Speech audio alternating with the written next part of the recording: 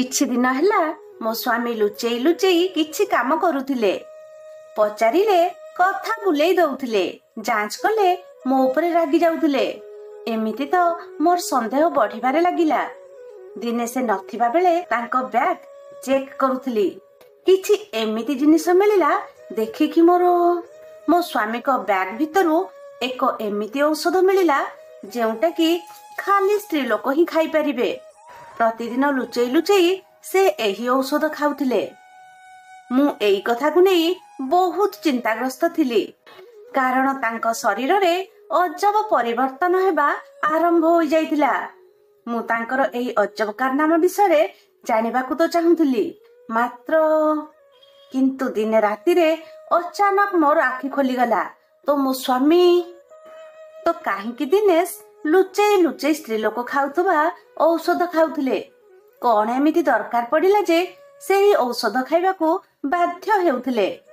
ଔଷଧ ଖାଇବା ପରେ କଣ ଘଟୁଥିଲା ତାଙ୍କ ସହିତ? ତାଙ୍କ ଶରୀରରେ କିପରି ପରିବର୍ତ୍ତନ ଆସୁଥିଲା? ସ୍କିପ୍ ନ କରି ପୁରା କାହାଣୀ ଦେଖନ୍ତୁ, ଜାଣିପାରିବେ। ମୋ ସ୍ୱାମୀ ବିଦେଶରୁ ଆସିବାଟା କେତେ ମାସ ହୋଇଯାଇଥିଲା। ତାଙ୍କ ବ୍ୟାଗରେ କିଛି ଏମିତି ଜିନିଷ ଥିଲା ଯାହା ମୁଁ ଏବେ ଯାଏ ବି ଖୋଲିକି ଦେଖିନଥିଲି। ଦିନେ ସେ ତାଙ୍କ ସବୁ ଜିନିଷ ଖୋଲିକି ଆଲମାରିରେ ରଖୁଥିଲେ। ସେଥିରୁ କିଛି ଜିନିଷ ନିଜ ଭଉଣୀ ମାନଙ୍କୁ ଦେଇଦେଲେ। ବଳି ପଡିଥିବା ଜିନିଷ ସେ ପିଲାମାନଙ୍କୁ ଦେଇଦେଲେ। ଦିନେ ବସିକି ଭାବୁଥିଲି ଯେ ଦିନେଶ କଣ ମୋ ପାଇଁ କିଛି ଆଣି ନାହାନ୍ତି। ଦିନେ ମୁଁ ତାଙ୍କ ଜିନିଷ ସବୁ ଯାଞ୍ଚ କରୁଥିଲି, ଆଉ ତା ଭିତରୁ କିଛି ଔଷଧ ଡବା ଆଉ କିଛି ପିଙ୍କ କଲରର ପ୍ୟାକେଟ ମିଳିଲା। ସେ ଡବାର ଉପରେ ଗୋଟିଏ ଝିଅର ଚିତ୍ର ରହିଥିଲା। ଫଟୋରୁ ସଫା ସଫା ଜଣା ପଡୁଥିଲା କି ସେଇଟା ସ୍ତ୍ରୀ ଲୋକମାନଙ୍କ ଖାଇବା ପାଇଁ ଥିଲା। ସେ ଡବା ନେଇ ମୁଁ ମୋ ଶାଶୁଙ୍କୁ ଦେଖାଇଲି। ଶାଶୁ କହିଲେ କି ବୋଧେ ସେଇଟା ସୌନ୍ଦର୍ଯ୍ୟ ବଢାଇବା ପାଇଁ ହୋଇଥିବ, ତୁ ସେଇଟା ତୋ ମୁହଁରେ ଲଗେଇକି ଦେଖ। ତାଙ୍କ କଥା ଶୁଣି ମୁଁ ଖୁସି ହୋଇଗଲି କି ଦିନେଶ ବି ମୋ ପାଇଁ କିଛି ଆଣିଛନ୍ତି। ପରଦିନ ମୋ ସ୍ୱାମୀ ଘରୁ ବାହାରକୁ ଯିବା ପରେ ସେ ଡବା ଖୋଲିକି ଦେଖିବା ମାତ୍ରେ ସେଥିରେ କିଛି ଔଷଧ ଥିଲା। ମୁଁ ସେହି ଡବା ବନ୍ଦ କରି ପୁଣି ରଖିଦେଲି। ଯେତେବେଳେ ମଣିଷ ମନରେ କିଛି ଚିନ୍ତା ଥାଏ ସେ କାହା ସହିତ ବି ସେୟାର କରିଦିଏ। ଆମ ଘରେ ଜଣେ ଚାକରାଣୀ ଥିଲା ଯିଏ ଅଳ୍ପ ବହୁତ ପାଠ ପଢିବା ସହିତ ବହୁତ ଚାଲାକ ଥିଲା। ତା ନାଁ କୋମଲ ଥିଲା। ତା ସହିତ କଥା ହୋଇକି ମତେ ଭଲ ଲାଗୁଥିଲା। ଚାଲାକ ହେବା କାରଣରୁ ସେ ପୂର୍ବରୁ ବି ବଡ ବଡ ଲୋକଙ୍କ ଘରେ କାମ କରିଥିଲା। ତେଣୁ ଏ କଥା ତାକୁ ପଚାରିବାକୁ ମନସ୍ଥ କଲି। ଆଉ ଦିନେ ସେ ଆସିବା ପରେ ତାକୁ ସେ ଔଷଧ କଥା ପଚାରିଲି। ସେ ଦେଖିବା ପରେ କାହିଁକି କେଜାଣି କହିଲା କି ବାବୁ ବୋଧେ ଏଇ ଔଷଧ ବାହାରର ସ୍ତ୍ରୀ ଲୋକ ପାଇଁ ଆଣିଛନ୍ତି। ବିଦେଶରୁ ଟଙ୍କା ବି ଆଣିଥିବେ। ସେ ଟଙ୍କାରେ ଘରର ତ ସମସ୍ୟା ସମାଧାନ ହେଲାନି, ଟଙ୍କା ଆପଣଙ୍କୁ ବି ଦେଇନାହାନ୍ତି। ସେ ଟଙ୍କା ଆଉ କେଉଁଠି ଖର୍ଚ୍ଚ କରିଥିବେ ତାହେଲେ। କୋମଲ କଥା ଶୁଣି ମୁଁ ଚିନ୍ତାରେ ପଡିଗଲି। ବୋଧେ ମୋ ସ୍ଥାନ ଆଉ କିଏ ନେଇ ସାରିଲାଣି କି? କିନ୍ତୁ ଏତେ ଜଲ୍ଦି ମୁଁ ମୋ ସ୍ୱାମୀଙ୍କ ଉପରେ ସନ୍ଦେହ କରିପାରିବିନି, କାହିଁକି ନା ଆମ ଭିତରେ ବହୁତ ଭଲ ବୁଝାବଣା ଥିଲା।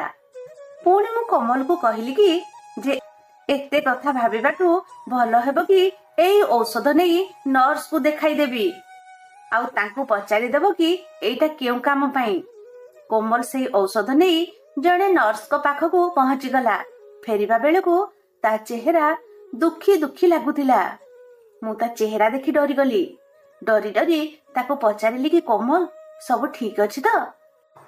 ହଁ ଦିଦି, ସବୁ ଠିକ ତ ଅଛି, ମାତ୍ର ସେ ନର୍ସ ଜଣକ ସେଇ ଔଷଧ ବାବଦରେ ଯାହା କହିଲେ ଶୁଣିବା ପରେ ମୁଁ ଚିନ୍ତାଗ୍ରସ୍ତ ହୋଇପଡିଲି। ସେ କହିଲେ କି ଯେ ଏଇ ଔଷଧ ବାହାରର ସ୍ତ୍ରୀ ଲୋକ ବ୍ୟବହାର କରନ୍ତି। ଏଥିସହିତ ସୁଗନ୍ଧ ବହୁତ ବେଶୀ ଆଉ ସୁନ୍ଦର ଭାବରେ ଆସେ। କୋମଲ କଥା ଶୁଣିବା ପରେ ବଞ୍ଚି ଯାଇଥିବା ସାହସ ପୁଣି ପଳେଇଲା। କିନ୍ତୁ ଏଇ କଥା ଭାବିବା ଏବେ ବେକାର ଥିଲା, କାହିଁକି ନା ଆମ ଘରର ଆର୍ଥିକ ସ୍ଥିତି ଏମିତି ନଥିଲା କି ମୁଁ ମୋ ସ୍ୱାମୀଙ୍କ ସହିତ ଲଢେଇ ଝଗଡା କରି ଏଇ କଥା ସବୁକୁ ମୁଣ୍ଡରେ ରଖିବି। ଏଥିପାଇଁ ସବୁ କଥା ମୁଁ ମନ ଭିତରେ ଚାପିଦେଲି। କିନ୍ତୁ ସନ୍ଦେହ ଯଦି ମଣିଷ ଭିତରେ ବସା ବାନ୍ଧି ଦିଏ ପୁଣି ତାକୁ ବାହାର କରିବା କଷ୍ଟ ହୋଇଯାଏ। ଏବେ ସବୁବେଳେ ମତେ ମୋ ସ୍ୱାମୀଙ୍କ ଉପରେ ସନ୍ଦେହ ହଉଥିଲା, ଯାହା ଫଳରେ କି ମୁଁ ନିଜେ ମଧ୍ୟ ଖୁସିରେ ରହିପାରୁନଥିଲି।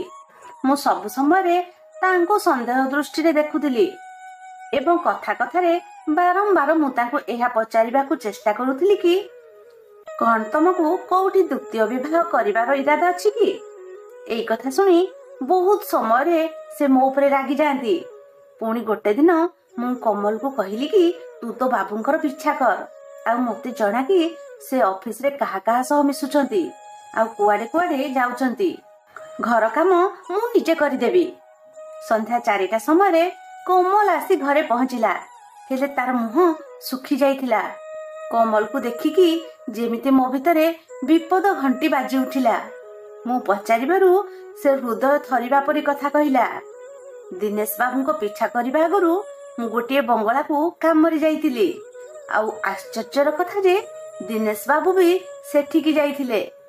ମୁଁ ଯାହା ଜାଣିଛି କି କେବଳ ଅୟାସୀ ଲୋକମାନେ ଯାଆନ୍ତି। ତାଙ୍କ କଥା ଆଉ ପରିବେଶ ପୁରା ରଙ୍ଗୀନ ହୋଇଥାଏ। ପ୍ରତି ରାତିରେ ସେ ବଙ୍ଗଳାରେ ହଜାର ହଜାର ଟଙ୍କା ଉଡେ। ଆପଣ ତ ନିଜେ ବୁଝିପାରୁଥିବେ। ମୁଁ ଜାଣିଛି ଆପଣଙ୍କୁ ବିଶ୍ୱାସ ହେଉନଥିବ, କିନ୍ତୁ ସତକୁ ଯେତେ ଶୀଘ୍ର ଗ୍ରହଣ କରିନେବେ ଭଲ। କୋମଲର ଏଇ କଥା ମୋତେ ଭାଙ୍ଗି ଦେଇଥିଲା, ଆଉ ମୁଁ ଉଦାସ ରହିବାରେ ଲାଗିଲି। ମୋ ସ୍ୱାମୀ ରାତିରେ ଡେରିରେ ଫେରୁଥିଲେ, ଆଉ କେବେ କେବେ ତ ସକାଳୁ ବି ଚାଲି ଯାଉଥିଲେ। ମତେ ଲାଗୁଥିଲା କି ସବୁ କିଛି ସରିଗଲା ବୋଲି। ତାଙ୍କୁ ମୁଁ ଯେବେ କିଛି ଅଭିଯୋଗ କରୁଥିଲି ତ କଥାକୁ ବୁଲେଇ ବଙ୍କେଇ ଫାଙ୍କି ଦଉଥିଲେ, ଆଉ ରାଗିକି କହୁଥିଲେ କି ତୁମେ ମୋ ଉପରେ ସନ୍ଦେହ କରୁଛ। ସ୍ୱାମୀ ଯେତେ ବଡ ଧୋକାବାଜ ହୁଅନ୍ତୁ ନା କାହିଁକି, ସ୍ତ୍ରୀ ସବୁ କିଛି ସହିଯାଏ। ଦିନେ ଭୋର 5ଟା ଯାଏ ଦିନେଶକୁ ଅପେକ୍ଷା କରି କରି ମୋ ଆଖି ଲାଗି ଯାଇଥିଲା। ଯେତେବେଳେ କି ଫୋନ ରିଙ୍ଗ ହେଲା, ଫୋନ ଉଠାଇବାରୁ ଜଣେ ଲୋକ ପଚାରିଲେ କି ଆପଣ କଣ ଦିନେଶଙ୍କ ସ୍ତ୍ରୀ କି? ମୁଁ ଡରି ଯାଇ ପଚାରିଲି କି ହଁ, କଣ ହେଇଛି? ସେଠୁ ସେ କହିଲେ କି ଆପଣଙ୍କ ସ୍ୱାମୀଙ୍କ ଦୁର୍ଘଟଣା ହୋଇଛି, ସେ ହସ୍ପିଟାଲରେ ଅଛନ୍ତି। କିଛି ଟଙ୍କା ନେଇକି ଜଲ୍ଦି ହସ୍ପିଟାଲ ଆସନ୍ତୁ। ଘରେ ଥିବା 5,000 ଟଙ୍କା ନେଇ ମୁଁ ହସ୍ପିଟାଲରେ ପହଞ୍ଚିଗଲି। ଦେଖିଲି ତ ତାଙ୍କ ଦେହରେ ବ୍ୟାଣ୍ଡେଜ ହୋଇଛି। ସେଠୁ ମୁଁ ସେ ଲୋକଙ୍କୁ ପଚାରିବାରୁ ସେ କହିଲେ କି ଆପଣଙ୍କ ସ୍ୱାମୀ ରାସ୍ତାରେ ଯାଉଥିବା ବେଳେ ଦ୍ରୁତ ଗତିରେ ଆସୁଥିବା ଗାଡି ଦୁର୍ଘଟଣା ଘଟେଇ ଚାଲିଗଲା। ଆପଣଙ୍କ ସ୍ୱାମୀ ତଳେ ପଡିଗଲେ, ଆଉ ସେତେବେଳକୁ ମୋ ହାତରେ ଏକ ଡବା ଦେଇ କହିଲେ କି ଆପଣଙ୍କୁ ଦେଇଦବାକୁ। ସେଇଟା ଆପଣଙ୍କ ସନ୍ତକ।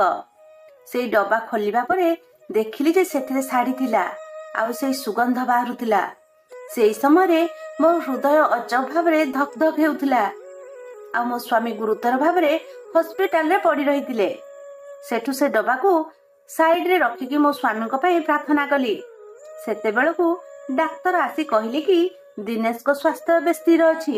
ମୁଁ ତାଙ୍କ ପାଖକୁ ଗଲି, ଆଉ ତାଙ୍କୁ ଧୈର୍ଯ୍ୟ ଧରିବା ପାଇଁ କହିଲି କି ମୁଁ ତୁମ ସହିତ ଅଛି, ତୁମେ ବ୍ୟସ୍ତ ହୁଅନି। କିନ୍ତୁ ଦିନେଶ ବାର ବାର କିଛି ଇସାରା କରିବାକୁ ଚେଷ୍ଟା କରୁଥିଲେ, କିନ୍ତୁ ମୁଁ କିଛି ବି ବୁଝିପାରୁନଥିଲି। ଡାକ୍ତରଙ୍କୁ ପଚାରିବାରୁ ସେ କହିଲେ କି ଏବେ ତାଙ୍କ ସହିତ କିଛି ବି କଥା ହୁଅନ୍ତୁନି, ତାଙ୍କ ଚିକିତ୍ସାରେ ବହୁତ ଟଙ୍କା ଖର୍ଚ୍ଚ ହୋଇଯାଇଥିଲା। ତେବେ ଗୋଟେ କଥା ଥିଲା ଯେ ତାଙ୍କ ମୁହଁରେ ଗୋଟେ ପ୍ରକାରର ନୀରବତା ରହିଥିଲା, କିଛି ବି କଥା ହେଉନଥିଲେ। ଦିନେ ବିଦେଶରୁ ଦିନେଶଙ୍କ ସାଙ୍ଗର ଫୋନ ଆସିଲା। ସେ କହିଲେ କି ଦିନେଶ, ପୁଣି ଥରେ ଚାକିରି ହୋଇଯାଇଛି ତୁମର, ଏବେଠୁ ତୁମେ ଆସିପାରିବ। ଏଇ କଥା ଶୁଣି ସେ ଯେମିତି ଖୁସି ହୋଇଗଲେ, ଆଉ ତାଙ୍କ ଖୁସି ଦେଖି ମତେ ବହୁତ ସନ୍ଦେହ ଲାଗିଲା। କାରଣ ଯେଉଁ ଲୋକ ଦୁର୍ଘଟଣା ପରେ ଠିକରେ କଥା ବି ହେଉନଥିଲା, ସେ ଏବେ ବିଦେଶ ନାଁ ଶୁଣିକି କେମିତି ଖୁସି ହୋଇଗଲା। ପୁଣି ମୋ ମନରେ ସନ୍ଦେହ ଆରମ୍ଭ ହୋଇଗଲା, ସେ ବିଦେଶରେ ଆଉ ଗୋଟିଏ ସ୍ତ୍ରୀ ରଖିନାହାନ୍ତି ତ। ସେଦିନ ଆସିଲା ଯେଉଁଦିନ ଦିନେଶ ଆମ ସମସ୍ତଙ୍କୁ ଛାଡି ବିଦେଶ ପଳେଇଲେ। ମୁଁ ପୁଣି ଥରେ ଏକା ହୋଇଗଲି। ଫୋନରେ କେତେବେଳେ କଥା ହେଉଥିଲି, କିନ୍ତୁ ସେ ବିଷୟରେ କିଛି ବି ପଚାରୁନଥିଲି। 5 ବର୍ଷ ପରେ ଯେବେ ପୁଣି ସେ ବିଦେଶରୁ ଫେରିଲେ, ଥରେ ସନ୍ଧ୍ୟା ସମୟରେ ବସି ଚା ପିଉଥିଲେ। ସେତେବେଳେ ପଛ କଥା ସବୁ ପକେଇଲି, ସବୁ ସତ ସତ କହିଲି କି କେମିତି ମୁଁ କମଲକୁ ତାଙ୍କ ପଛରେ ଲଗେଇଥିଲି। ସତ ଜାଣିବା ପରେ ସେ ଚୁପ ହୋଇ ବସିଗଲେ। ସେଠୁ ସେ ହସିବାରେ ଲାଗିଲେ, କହିଲେ କି ଅବଶୋଷ କି ତୁମେ ତୁମ ସମୟ ଏମିତି ନଷ୍ଟ କରିଦେଲ, ଆଉ ଯାହାର କି କିଛି ମାନେ ନାହିଁ। ଯଦି ତମେ ମତେ ଏସବୁ ସେବେଠୁ ପଚାରି ଦେଇଥାନ୍ତ ତ ମୁଁ ସବୁ କିଛି କହିଦେଇଥାନ୍ତି। ଏତିକି ପରେ ସେ ନିଜ ବିଦେଶ କଥା କହିବାରେ ଲାଗିଲେ। କହିଲେ କି ସେଠାରେ ମୁଁ ପରିଶ୍ରମ କରୁଥିଲି କି କେମିତି ତୁମର ସବୁ କଥା ପୂରଣ କରିପାରିବି। ଯେମିତି ଜୀବନ ତୁମେ ଆଶା କରୁଥିଲ ସେଇ ଜୀବନ ତୁମକୁ କେମିତି ଦେଇପାରେ। ଏଇ ସବୁ ଚିନ୍ତା ମତେ ପୁରା ଘାରିକି ରଖିଥିଲା। ମୋର ଚାକିରି ବି ଚାଲି ଯାଇଥିଲା। ମୁଁ ହତାଶ ହୋଇ ବୁଲୁଥିଲି। ସେତେବେଳେ ଜଣେ ଲୋକ ସହିତ ଦେଖା ହୋଇଥିଲା। ସେ ଏକ ବଡ଼ ହୋଟେଲରେ କାମ କରୁଥିଲା। ସେଠାରେ ବଡ଼ ବଡ଼ ପାର୍ଟି ଚାଲିଥିଲା ଆଉ ଟଙ୍କା ବି ଭଲ ମିଳୁଥିଲା। ତେଣୁ ମୁଁ ହଁ କରିଦେଲି। ସେଠାକୁ ଯିବା ପରେ ମ୍ୟାନେଜର ମୋର ବାୟୋଡାଟା ନେଲେ। ପଚାରିଲେ କି ତୁମେ କ'ଣ ଗାଇପାର? ପ୍ରଥମେ ତ ମୁଁ ଠିକରେ ବୁଝିପାରିଲିନି। ସେ କହିଲେ କି ତମ ସ୍ୱର ସ୍ତ୍ରୀ ଲୋକଙ୍କ ପରି, ଆଉ ତମେ ଯଦି ଏଇ ସ୍ୱରରେ ଗାଇବ ତାହେଲେ ତୁମକୁ 10,000 ଟଙ୍କା ଦରମା ମିଳିବ। ସେ ମୋ ବେଶ ବଦଳାଇବା ସହିତ ଧନୀ ଲୋକଙ୍କ ଆଗରେ ଗାଇବା ପାଇଁ କହିଲେ। ମାତ୍ର ଏସବୁ ମୋ ପକ୍ଷେ ସମ୍ଭବ ନଥିଲା। କାହିଁକି ନା ମୋ ବିବେକ ଏସବୁ କରିବା ପାଇଁ ବାଧା ଦେଉଥିଲା। ସେଦିନ ମାଙ୍କ ଦେହ ଖରାପ ହୋଇଗଲା ଆଉ ମୋ ପାଖରେ କିଛି କାମ ବି ନଥିଲା। ଟଙ୍କା ପାଇଁ ମୁଁ ଏଇ କାମ କରିବାକୁ ବାଧ୍ୟ ହେଲି। ମୋତେ ପ୍ରତି ରାତିରେ ବେଶ ବଦଳେଇ ଧନୀ ଲୋକଙ୍କ ସାମ୍ନାରେ ଗାଇବାକୁ ପଡ଼େ। ଏସବୁ ମୋତେ ଭଲ ଲାଗୁନଥିଲା। ତେଣୁ ମୋ ବିଦେଶରେ ରହୁଥିବା ସାଙ୍ଗ ସହିତ କଥା ବି ହେଉଥିଲି। ଆଉ ଚାକିରି ଗଲା ପରେ ଟଙ୍କା ବି ଦରକାର ହେଉଥିଲା। ସେଇଥିପାଇଁ ମୁଁ ଗୀତ ଗାଇବାର ଅଧିକ ଅଭ୍ୟାସ କରୁଥିଲି। ସେଇ ମ୍ୟାନେଜର ମୋତେ ଗୋଟିଏ ଔଷଧ ଦେଇଥିଲେ, ଯେଉଁ ଔଷଧ କି ମୋ ସ୍ୱରକୁ ଅଧିକ ମିଠା କରିଦେଉଥିଲା। ସେଇ ଔଷଧ ଖାଇବା ପରେ ମୋ ସ୍ୱରର ଖୁବ୍ ଚର୍ଚ୍ଚା ହେଉଥିଲା। ଦିନେ କିଏ ଜାଣିଦେଲା ଯେ ମୁଁ ସ୍ତ୍ରୀ ନୁହେଁ, ଆଉ ସିଏ ମୋ ପିଛା କରି କରି ମୋତେ ଧୋକା ଦେଇଦେଲା। ଆଉ ଏହାପରେ ତୁମେ ଜାଣିଛ ଯେ ଯାହା ହେଲା। ମୁଁ ସବୁବେଳେ ପ୍ରାର୍ଥନା କରୁଥିଲି କି ମୋତେ ଏକ ଇଜ୍ଜତ ଥିବା ଚାକିରି ମିଳିଯାଉ ଆଉ ମୋ ପରିବାର ପ୍ରତିପୋଷଣ କରିପାରେ। ଆଉ ଭଗବାନ ମୋ ପ୍ରାର୍ଥନା ଶୁଣିଲେ। ମୋତେ ଗୋଟେ ଚାକିରି ମିଳିଗଲା। ଦିନେଶ ମୋ ଆଡ଼କୁ ଅନେଇଲେ। ମୋ ଆଖିରେ ଲୁହ, ଲଜ୍ଜା ଆଉ ପଶ୍ଚାତାପ ବି ଥିଲା। ମୁଁ ମୋ ଜୀବନର ବହୁତ ମୂଲ୍ୟବାନ ସମୟ ଭୁଲ ଧାରଣାରେ କଟେଇ ଦେଲି। ଯଦି ମୁଁ ସ୍ୱାମୀକୁ ସନ୍ଦେହ ନ କରି ସେଇ ଦିଗରେ ଲାଗିନଥାନ୍ତି ତାହେଲେ ମୁଁ କେତେ ଖୁସିରେ ଥାଆନ୍ତି।